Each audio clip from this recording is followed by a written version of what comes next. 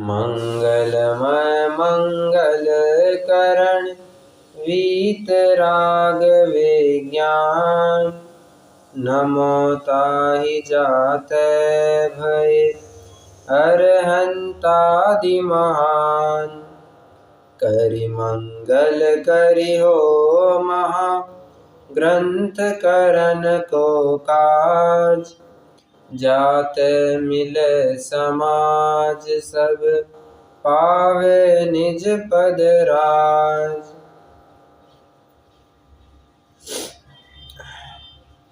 पंडित टोडरमल जी हमें आज ये बात बताने जा रहे हैं कि वांचने सुनने योग्य शास्त्र कौन से। अभी तक क्या प्रकरण चला कि इसमें असत्य पद नहीं मिले हुए हैं, असत्य पद रचना प्रतिषेध, ये प्रकरण हमने लगभग 2 कक्षाओं में देखा, बराबर। उसमें ये बात सिद्ध करके दिखाई कि वीतरागता और सर्वज्ञता इन 2 हेतुओं के कारण हम ये दावे के साथ कह सकते हैं कि यहाँ पर बहुत कम चांसेस है। ये नहीं कह रहे हैं कि गलतियां नहीं ही होंगी, बहुत बहुत बहुत कम चांसेस है कि इसमें कोई गलती होगी, और होगी भी तो जो भी सुधीजन होंगे वो उसको सुधार करके ही पढ़ेंगे, और सुधार करके ही पढ़े। 2 बातें कह रहे हैं, सुधार करके पढ़ेंगे मतलब वैसे अपेक्षा भी रखते हैं, और सुधार करके ही पढ़े कि वो एक प्रकार से भावना भी भा रहे हैं। ठीक है, एक प्रकरण तो आ भी गया था, अपन ने चर्चा भी की थी। कोई अगर बीच में से आकर के जैनाभास आकर के असत्य पद मिलाए तो उसका क्या किया जाए। तो उसमें भी बात अपन ने देखी थी कि कोई पारखी होगा वो तो असत्य पद आगे चलने देगा नहीं। पेज नंबर 14 पर आकर के हम खड़े हैं, जहां पर प्रकरण चलना है, जैसे मैंने कहा, वांचने सुनने योग्य शास्त्र। शास्त्र कैसे होने चाहिए, कौन से शास्त्र पढ़े जाने चाहिए। जैसे मैंने आपको कल भी कहा था, यहाँ पर शास्त्रों की लिस्ट नहीं दी है कि आप समय सार पढ़ो, प्रवचन सार पढ़ो, पंचास्तिकाय, नियम सार, अष्टपाहुर, तत्वासूत्र, रत्नगर श्रावकाचार, गोमठ सार आदि आदि ग्रंथों को पढ़ो, न्याय के ग्रंथों को पढ़ो तो जाकर के आपको आत्मकल्याण होगा। नहीं, वैसी बात नहीं है, यहाँ पर लिस्ट नहीं दी है। तो उन्होंने बस 2 लक्षण, एक लक्षण बताया है, जहां पर वीतरागता का पोषण हो वे शास्त्र पढ़ना। क्या कहा, जहां पर वीतरागता का पोषण हो वे शास्त्र पढ़ना। हाँ, पूजन की जयमाला है, उसमें क्या पंक्ति आती है जानते हैं? ये अपने डॉक्टर साहब की देवशास्त्र गुरु की जो पूजन है उसकी जयमाला में एक पंक्ति आती है, कोई बता पाएगा? इसी से संबंधित है। जिनवाणी कौन, किसे कहते हैं?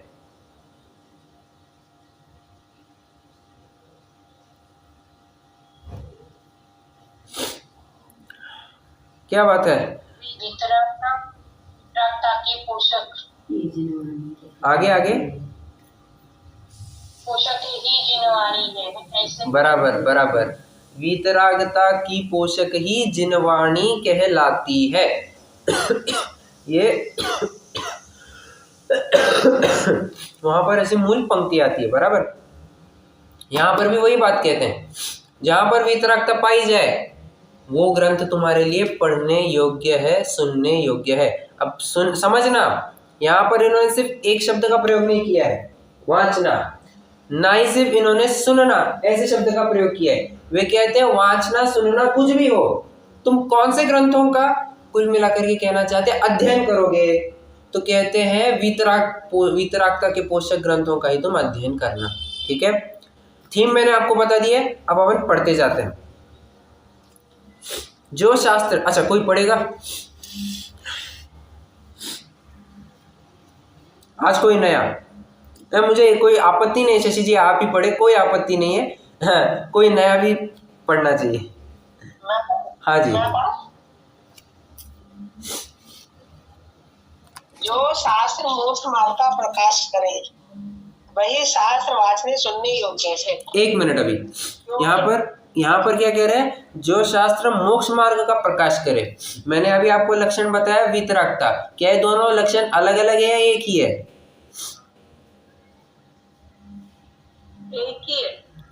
कैसे एक ही है, मैं आपको 2-3 पंक्तियों बाद तुरंत सिद्ध करके दिखाऊंगा, ठीक है। हाँ जी। क्योंकि जीव संसार में नाना दुखों से पीड़ित है। यदि शास्त्रों के दीपक द्वारा मोक्ष मार्ग को प्राप्त कर ले तो उस मार्ग में स्वयं गमन कर उन दुखों से मुक्त हो। सो मोक्ष मार्ग एक वीतराग भाव है। बस 1 मिनट, आ गई बात ख्याल में? समझ में आ रहा है क्या मैंने क्यों मोक्ष मार्ग को वीतराग भाव ही डायरेक्टली कह दिया?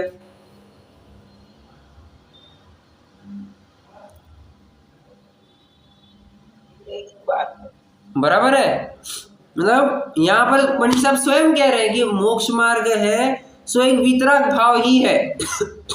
ठीक है।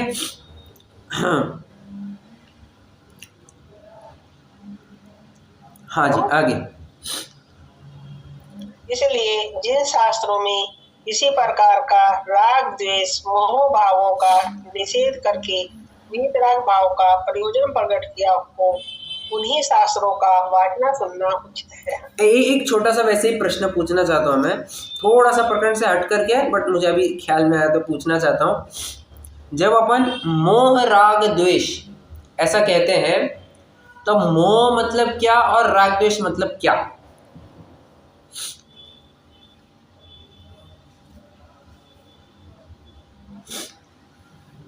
मोह मतलब मिथ्या, राग द्वेष का मतलब ओके, द्वेष मतलब चारित्र। परफेक्ट आंसर, बहुत बढ़िया। जहाँ पर मोह राग द्वेष ऐसी संज्ञा प्राप्त या ऐसे शब्द का प्रयोग किया जाता है तो वहां पर मोह मतलब दर्शन मोह समझना और राग द्वेष मतलब चारित्र मोह समझना, ठीक है।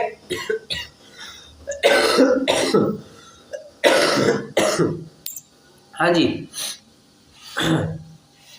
तथा इन शास्त्रों में श्रृंगार कौतूहल आदि का पोषण करके राग भाव का, हिंसा युद्ध आदि का पोषण करके द्वेष भाव का और अतत्व श्रद्धाओं का पोषण करके मोह भाव का प्रयोजन प्रकट किया हो, वे शास्त्र नहीं शस्त्र है। 1 मिनट, अभी ऊपर अपन ने क्या पढ़ा? राग द्वेष मोह भावों का निषेध करके। यहाँ पर इन्होंने अगली 3 पंक्तियों में बराबर एक भाव को स्पष्ट किया है। मतलब राग के पोषक कौन से शास्त्र, द्वेष के पोषक कैसे शास्त्र, मोह के पोषक कैसे शास्त्र, यहाँ पर उन्होंने स्वयं स्पष्टीकरण देते हैं। कहते हैं जिन शास्त्रों में श्रृंगार भोग कुतूहल आदि का पोषण करके राग भाव बढ़ाया जाए। क्या कह रहे हैं? श्रृंगार भोग कुतूहल आदि। हाँ, श्रृंगार शास्त्र में आपको कौन प्रसिद्ध हुए जानते हैं? श्रृंगार साहित्य में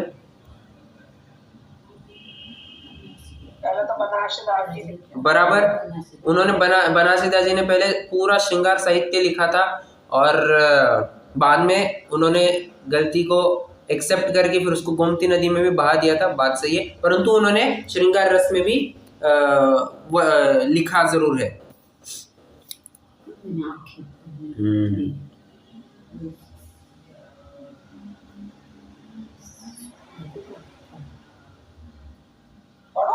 एक मिनट मैं प्रश्न पूछ रहा हूँ, और कोई है क्या? मतलब हिंदू संस्कृति में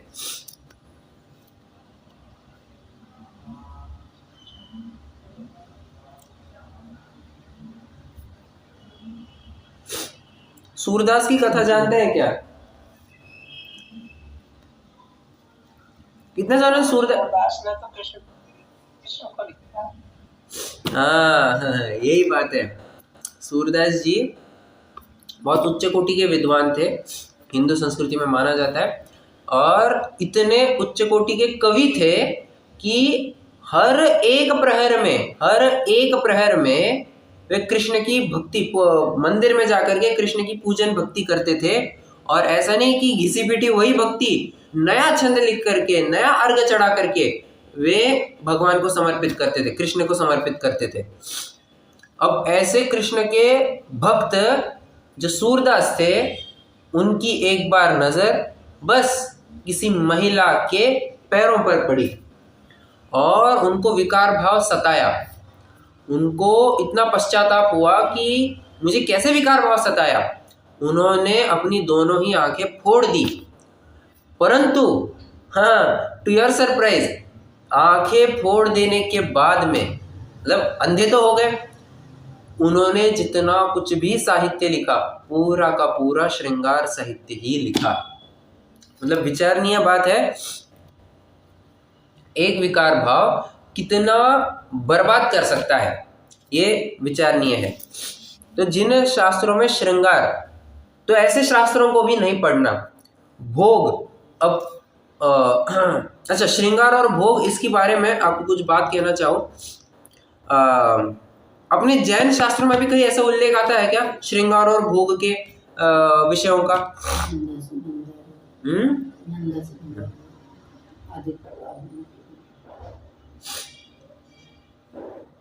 जैसे ये आचार्य ने ये कौन सा आदि पुराण के कौन सा बराबर लिखा था, उसमें ऐसे लिखा तो था, लेकिन वो तो है तो वितराग का टाइप। बात बड़ी मजेदार है।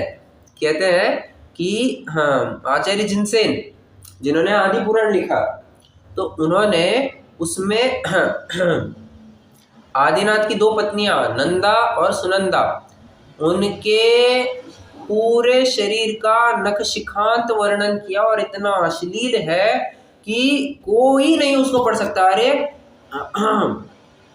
पब्लिक में तो छोड़ो, पब्लिक तो बहुत दूर की बात है, वो तो अकेले में भी कोई पढ़े तो विकार भाव सताए बिना रहेगा नहीं, इतना श्रृंगार भरा साहित्य लिखा है। और हाँ, कथा तो बाद में सब जानते ही है, नग्नता, सॉरी, वितरागता, नग्नता मैंने क्या कहा था,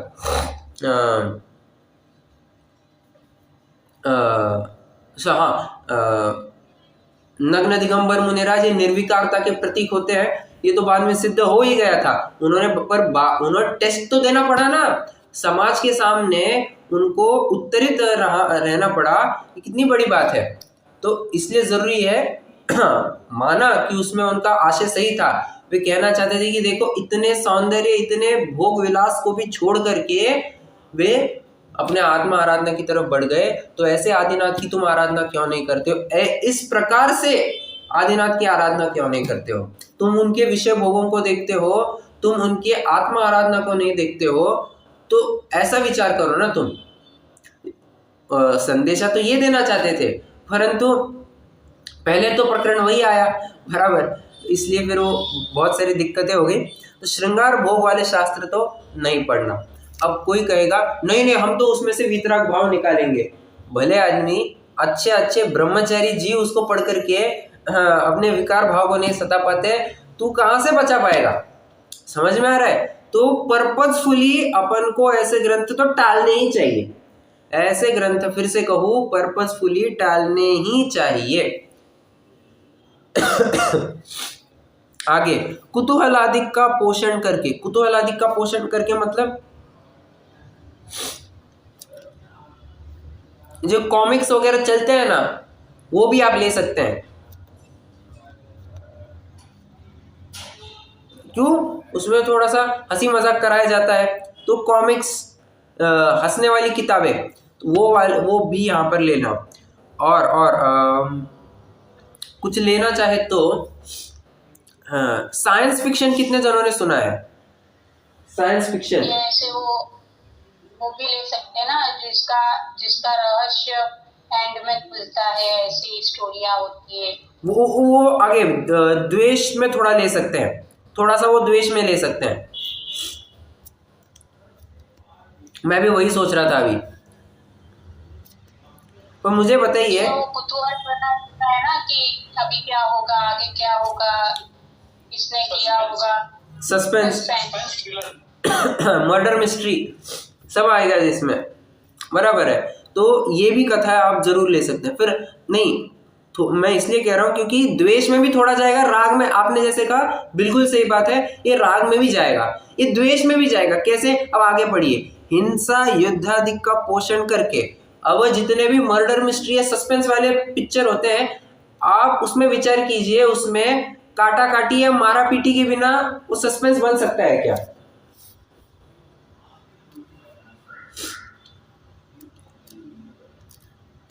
बरोबर है। नहीं बन सकता है। तो उसमें द्वेष द्वेष की भी एक फूट आ जाती है। इसलिए हिंसा युद्ध आदि का पोषण करके द्वेष भाव का। अच्छा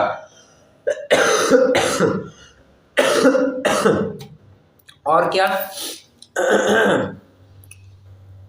जितने भी साउथ की मूवीज है, साउथ की मूवीज के बारे में खासियत क्या है जानते हैं?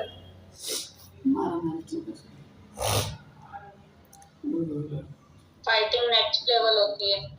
हाँ, नेक्स्ट लेवल मतलब, अरे वो उसको इंग्लिश में पर्टिकुलर टर्मिनोलॉजी दी है, शब्द ही दिया है, एग्जेजरेटेड वायलेंस। मतलब जो क्या कहते हैं, हिंसा भी दिखाई जाती है ना, वो अतिशयोक्ति लेवल पर दिखाई जाती है। मतलब मान के चलिए मेरे हाथ में बंदूक नहीं है, बट मैंने बस बंदूक की एक्शन की और वैसे ऐसे उड़ाया तो सामने वाली गाड़ी भी उड़ गई। अब देखने वाले को, अब माना कि वो पिक्चर है, अब हिंदी फिल्मों में भी कई बार ऐसे दिखाया जाता है, उसमें मैंने ऐसे उड़ाया और सामने वाली गाड़ी भी उड़ गई। अरे पर वहां पर तो हर एक सेकंड में होता है, कब आकर के कौन सा बम फट जाए, कोई किसको कब गोली मार दे, कोई कब तीर चलाए, कोई किसका सर कब काट देवे, ये कुछ से पता नहीं होता है। और इतना खून वहां पर बहता हुआ दिखाया जाता है, और ऐसे में वो बातें फिर हमारे जहन में उतरती जाती है।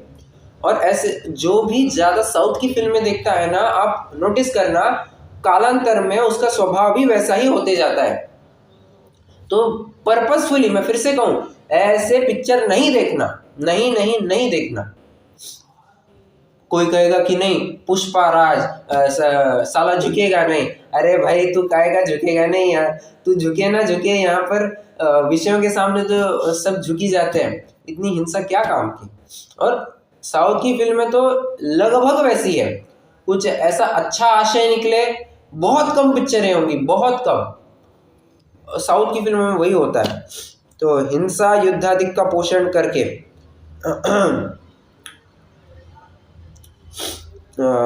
आगे, और अतत्व श्रद्धान का पोषण करके मोह भाव का प्रयोजन प्रकट किया हो, वे शास्त्र नहीं शस्त्र है। यहाँ पर क्या कहा?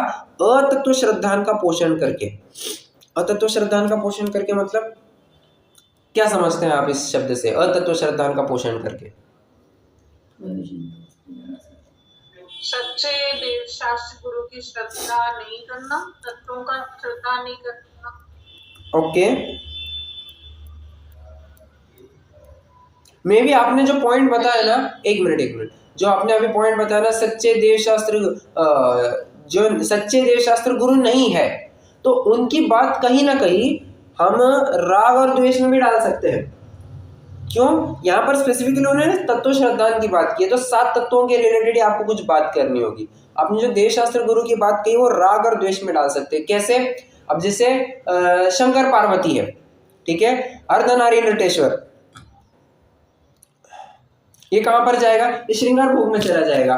उनकी जो क्या कहते हैं, शिवपिंड, क्या होता है, शिवपिंड, शिव योनि, और पार्वती की योनि, और शिव का लिंग, शिवलिंग, हाँ शिवलिंग आ गया शब्द याद में। इतनी घिनौनी बात है, हाँ, जो प्राइवेटली सब होता है उसको पब्लिकली एक्सपोज कर दिया, कैसी तो ये लेवल नीचे चली गई है। तो ये श्रृंगार और भोग में चला जाएगा।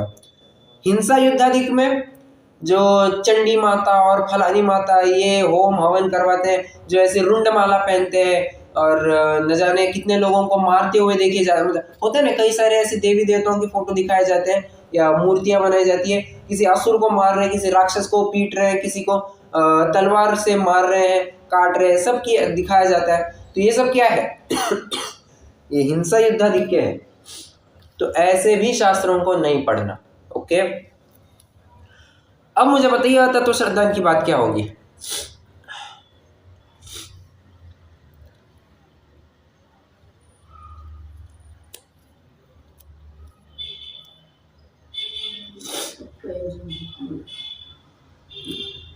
बताइए। जीवन सात तत्वों को करना ना करना। हाँ, परफेक्ट। जहां पर भी आपको जीव आदि 7 तत्वों के अलावा कोई और तत्व ऐसा दिखने में आए, जैसे सांख्य मत ही है शायद से चेक करेंगे, चेक अभी लोगों को चेक करने, चल देखना है तो देख भी सकते हैं। जो ये मानते हैं कि छल वितंडा आदि आदि कितने तो 25 तत्व माने, अब मैं एग्जैक्टली संख्या नहीं याद कर पा रहा हूँ, सांख्य मत ही है।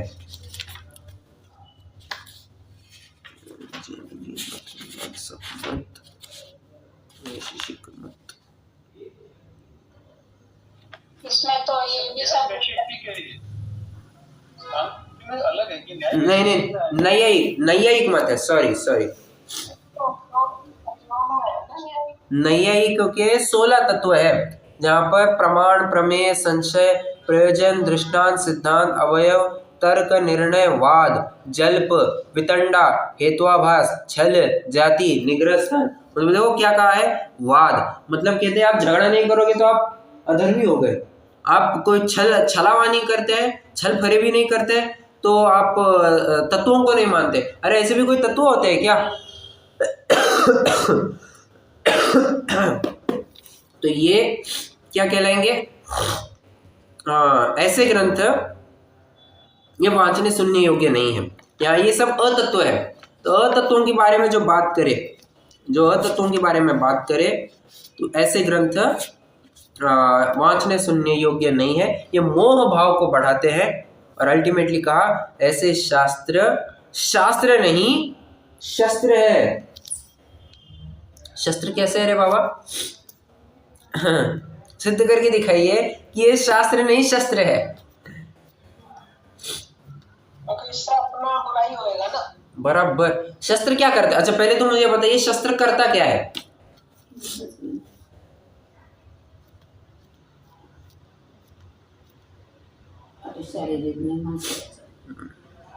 मानसिक भी नहीं करते, आध्यात्मिक। शस्त्र का काम क्या है? अरे कितना सीधा सा प्रश्न है। घातपात करना, मारने पीटने के लिए घातपात। क्या कहा?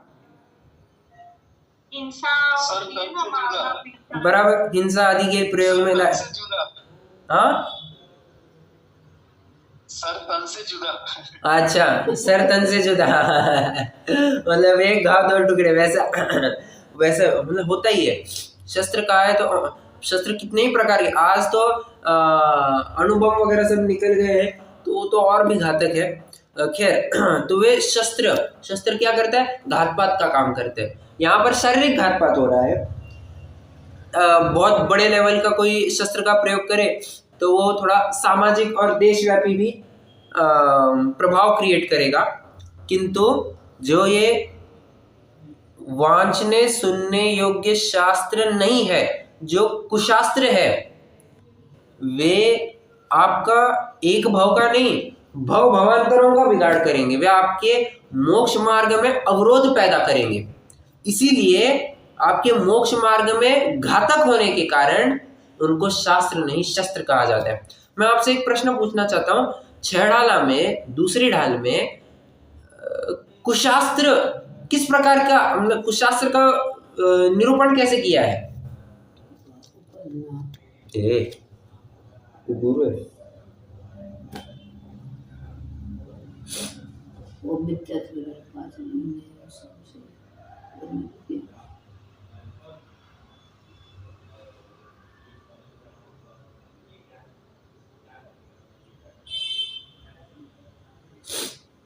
बताइए। वहां पर हालांकि कुशास्त्र तो नहीं कहा है, वहां पर कुधर्म ऐसे शब्द का प्रयोग किया है, किंतु वहां पंक्ति ऐसी आती है, अरे यार अभी आया था, नहीं, जे क्रिया तिन्हे जानहु कुधर्म, तिन सरधे जीव लहे अशर्म। याद आ रही है क्या पंक्ति?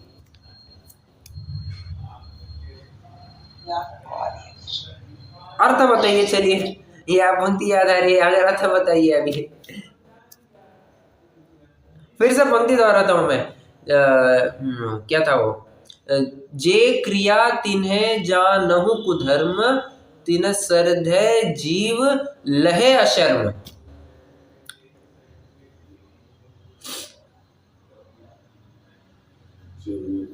क्रिया में धर्म नहीं है, वो तो सुख नहीं है।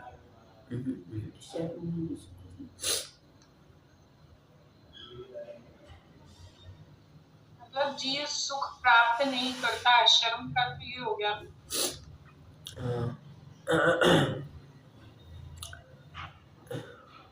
देखिए ऐसी क्रियाएं करके हाँ जीव दुखी होता है। उसके पहले वो दो ये पंक्ति में क्रिया बोल लिखी है ना। हाँ बराबर।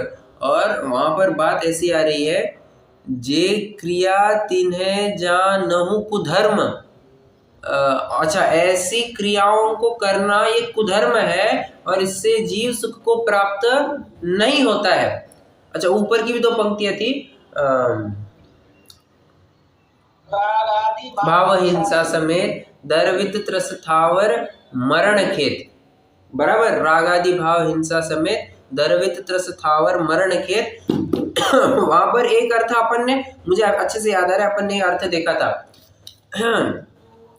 होम हवन करना ये पाप है, परंतु धर्म के नाम पर होम हवन करना ये महा पाप है। आत्महत्या करना पाप है, परंतु धर्म के नाम पर किसी भी प्रकार से छुटकारा पाने के नाम पर आत्महत्या करना यह महापाप है। समझ में आ रहा है? आत्महत्या करना तो पाप है, धर्म के नाम पर किसी और प्रयोजन के नाम पर आत्महत्या करना यह महापाप है। ठीक है, उसी वही बात कह रहे हैं यहाँ पर। ये प्रयोजन आपका गलत तो है ही, सॉरी आपकी क्रिया तो गलत है ही। अगर आप गलत प्रयोजन से भी कर रहे हो, उसमें धर्म बुद्धि से कर रहे हो, तो फिर और घातक है वो। बराबर, तो वे शास्त्र नहीं शस्त्र है। आगे पढ़िए। आज अपन इतना ही प्रकरण लेंगे, आज ज्यादा खींचेंगे नहीं, मुझे भी थोड़ी दिक्कत ही हो रही है। हाँ जी, आगे। क्योंकि जिन राग देश मोह भावों से जीव अनादि से दुखी हुआ, उनकी वासना जीव को बिना सिखाए ही थी और इन शास्त्रों द्वारा उन्हीं का पोषण किया। भला होने की क्या शिक्षा दी? जीव का स्वभाव घात ही किया। इसलिए ऐसे शास्त्रों का वाचना सुनना उचित नहीं। अब देखिए, अभी अभी अपन ने वही पंक्ति पढ़ी थी, तीन सरधे जीव लहे अशर्म, और यही पे यहाँ पर वही बात कही, जीव अनादि से दुखी हुआ, उनकी वासना जीव को, जीव तो पहले अनादि से दुखी है ही। बात ऐसी है, जीव वासना की आग में जल रहा है। अब इस आग में जो कुशास्त्र है, उन्होंने क्या किया? मानव पावक में घी डाला। मानव पावक में घी डाला, अग्नि में घी डालने का काम कर दिया, तेल डालने का काम कर दिया। मतलब अग्नि और भभक उठती है, विषय वासना और जाग उठती है। हाँ, ऐसी बात है। तो ऐसे, और जो संस्कार उसको अनादि से है, अपने सुध परिचिदानुभूता सवस्वी काम भोग बंध का। आचार्य कुंद भी शुरुआत में ही कहते हैं कि प्रत्येक व्यक्ति इस बारे में, इसको अनादि का संस्कार पड़ा है कि विषय भोग क्या होते हैं, कैसे होते हैं, मुझे विषय भोगों की तरफ जाना चाहिए। कोई सिखाने की जरूरत नहीं है, कुछ भी सिखाने की जरूरत नहीं है, वो तो अपने आप अनादि का संस्कार पड़े, वो तो जाएगा ही विषयों के पास। तो हम कुछ तुम ऐसी नई चीज दिखाना चाहते हैं, एयत्तस्वलंबो नवरिण सुलहो विहत्तस्य, वही बात है ना, सवस्वी काम भोग बंध का। हाँ बराबर। और हम इसलिए तुमको एकत्व विभक्त आत्मा दिखाना चाहते हैं, ताकि तुम ऐसी गलत वस्तुओं की तरफ ना दौड़ो। और जीव का स्वभाव घात ही हुआ। बराबर, इसमें नया कुछ शिक्षा तो मिली नहीं, जीव के स्वभाव का घात ही हुआ। और स्वभाव का घात सुदुख। ऐसा नहीं कि सुख का घात सुदुख, स्वभाव का घात वही दुख है। ठीक है, और स्वभाव में ज्ञान और आनंद तो आ ही जाता है। समझ में आ रहा है? तो जहाँ पर आपके ज्ञान के ऊपर अवरोध आता है, जिसके कारण आप वितरकता की तरफ नहीं बढ़ पाते, आप सर्वज्ञता की तरफ नहीं बढ़ पाते हैं, ऐसे शास्त्रों को पढ़ना इस स्वभाव का घात है और इसी के कारण दुख भी उठाना पड़ता है। आगे मैं पढ़ता हूं। यहाँ वाचना सुनना जिस प्रकार कहा, उसी प्रकार जोड़ना, सीखना, सिखाना, विचारना, लिखाना आदि कार्य भी उपलक्षण से जान लेना। मतलब कहना चाहते हैं, जरूरी नहीं है तुम पढ़ोगे तो ही तुम्हारा शास्त्र स्वाध्याय होगा, जरूरी नहीं है तुम बोलोगे तो ही तुम्हारा स्वाध्याय होगा, जरूरी नहीं तुम सुनोगे तो ही तुम्हारा स्वाध्याय होगा, तुम विचार करोगे तब भी तुम्हारा स्वाध्याय होगा, तुम संकलनात्मक अध्ययन करोगे तब भी तुम्हारा स्वाध्याय होगा, तुम सीखोगे तभी तुम्हारा अध्ययन होगा, तुम सिखाओगे तब भी तुम्हारा अध्ययन, तुम स्वाध्याय कर रहे हो, यही कहा जाएगा। मतलब सिर्फ वाचना सुनना इन दोनों तक ही सीमित ना रखा जाए, इसके आगे भी अलावा भी बहुत सारी बातें हैं, इससे हमें समझना चाहिए। जिन लोगों को ये क्या कहना चाहिए, हठाग्रह होता है, जिन लोगों को ये हठाग्रह होता है कि नहीं हमें सुनना ही चाहिए, नहीं हमें तो पढ़ना ही चाहिए, वे दोनों भी भ्रम में है। क्यों? सुनना और पढ़ना ये अल्टरनेटिव है, दोनों भी अल्टरनेटिव है।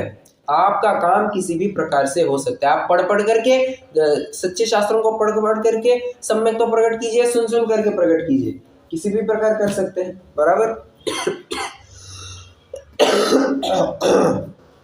आखिरी बात, इस प्रकार जो साक्षात अथवा परंपरा से वीतराग भाव का पोषण करे, ऐसे शास्त्र ही का अभ्यास करने योग्य है। जाते जाते एक बहुत जबरदस्त बात कहते हैं, जो साक्षात अथवा परंपरा से वीतराग भाव का पोषण करे।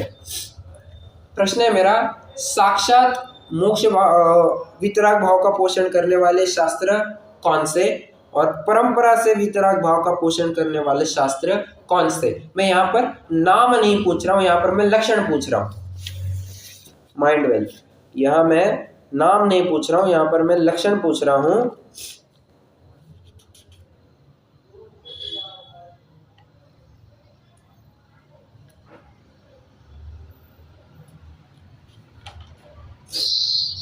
स्वानुभव पूर्वक लिखे हुए शास्त्र नहीं,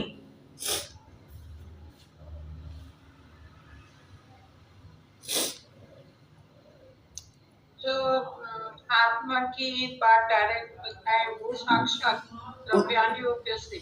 एक शब्द में कहिए, आत्मा की बात करें सो द्रव्यान योग नहीं नहीं नहीं नहीं, समझ नाम नहीं चाहिए, लक्षण चाहिए। अरे द्रव्यानुयोग मत कहिए, द्रव्यानुयोग का विस्तार बहुत बड़ा है। हमेशा मैंने क्या कहा?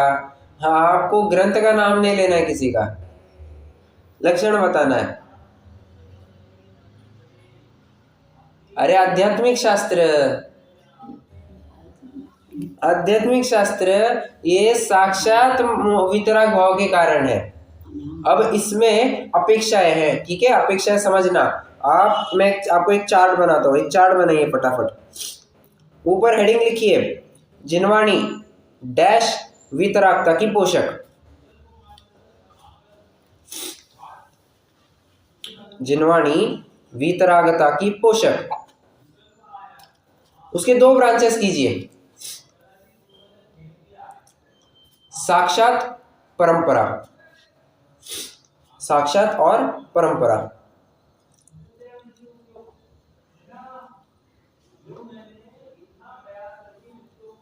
साक्षात के नीचे एरो कीजिए और परंपरा के नीचे भी एरो कीजिए। साक्षात का कॉलम थोड़ा छोटा ही रहेगा। अब अपेक्षा एक, साक्षात परंपरा कारण अगर अध्यात्म शास्त्र है तो परंपरा वितराग भाव के कारण या वितरागता के पोषक द्रव्यानुयोग के ग्रंथ कहे जाएंगे। अपेक्षा एक, अध्यात्म शास्त्र और परंपरा में लेंगे द्रव्यानुयोग के ग्रंथ। अब अपेक्षा दो, साक्षात वितरागता के पोषक अगेन अध्यात्म के शास्त्र, परंपरा वितरागता के पोषक। अब यहां सिर्फ द्रव्यानुयोग मत लेना, तो चारों अनुयोगों के शास्त्र, ठीक है। चारों अनुयोगों के शास्त्र। अपेक्षा 3, क्या कहा? रिपीट करता हूँ। अपेक्षा 1 अध्यात्म शास्त्र, साक्षात के अंदर, साक्षात के नीचे अपेक्षा 1 अध्यात्म शास्त्र। वही परंपरा में उसके अगेंस्ट क्या लिखेंगे? द्रव्यानुयोग के ग्रंथ। अपेक्षा 2 साक्षात में लेंगे अध्यात्म शास्त्र। अध्यात्म तो ऊपर नहीं है ना। हाँ, अपेक्षा दूसरे में भी फिर से अध्यात्म। परंपरा में लेंगे चारों अनुयोगों के ग्रंथ। ठीक है, दूसरी अपेक्षा हो गई। तीसरी अपेक्षा अगेन साक्षात में लेना अध्यात्म के शास्त्र। अपेक्षा 3 में भी साक्षात परंपरा, साक्षात वितरागता के पोषक क्या लेंगे? अध्यात्म शास्त्र। परंपरा से वितरागता के पोषक कौन? चारों अनुयोगों के ग्रंथ तो आ ही जाएंगे, प्लस न्याय, व्याकरण, आयुर्वेद आदि आदि ग्रंथों का भी अध्ययन। न्याय, व्याकरण, आयुर्वेद आदि ग्रंथों का भी अध्ययन।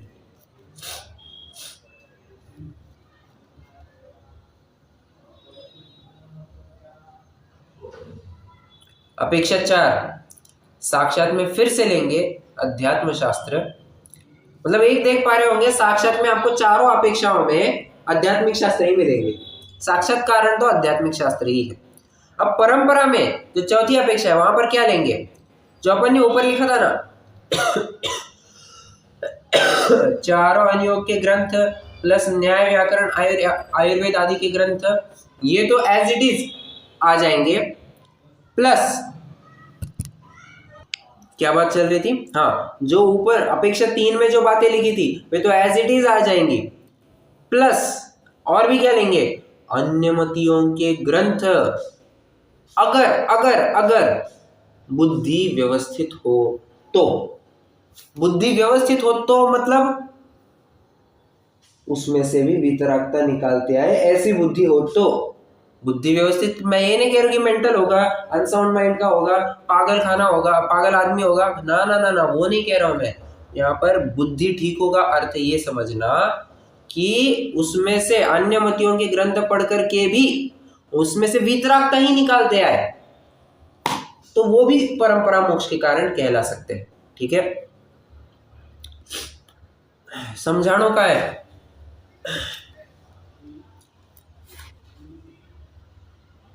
जैसे वो दर्शन साहित्य पढ़ते हैं तो उसमें वो सारे शास्त्र, सारे ग्रंथों, बराबर, सारे मतों के दर्शन बराबर आ ही जाते, ऐसा हो ही जाता है।